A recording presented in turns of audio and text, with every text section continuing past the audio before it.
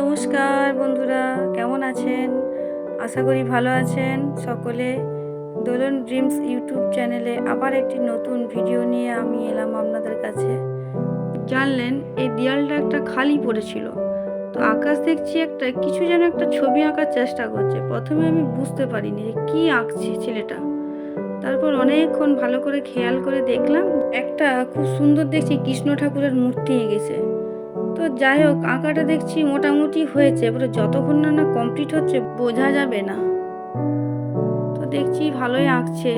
তো ছেলেটা যে আঁকাটাই আঁকে খুব সুন্দর মন দিয়ে কাজটা করে, জানেন তো। আর এমনিতে একটু বদমাইশ হলে ছটপটা হলে কি হবে, আঁকাটা মোটামুটি করে। তো যাই হোক, আরেকটু হতো, কিন্তু ছোট তো বুঝতেই তো পারছেন।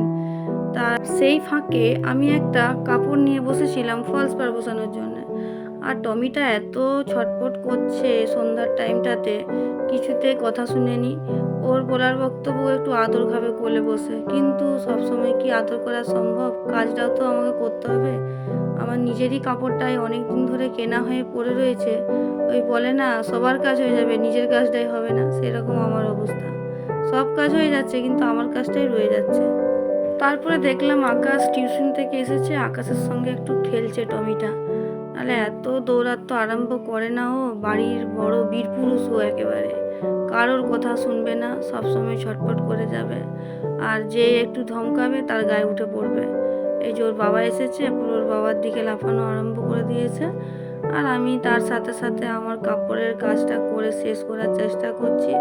আর তারপর দেখছি আকাশও উঠে পড়লো, উঠে যাওয়ার পরে ওর আঁকাটা কমপ্লিট করে ফেলেছে। তো আঁকাটা খুব সুন্দর হয়েছে।